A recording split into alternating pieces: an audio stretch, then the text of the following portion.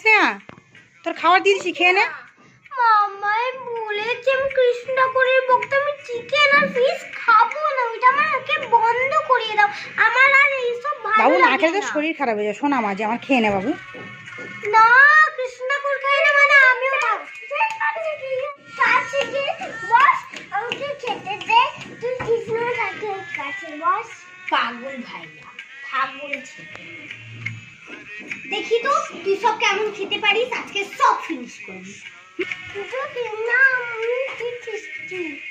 আমার আর খাওয়ারও দরকার নেই, টেস্টি হোক কিছুই হোক,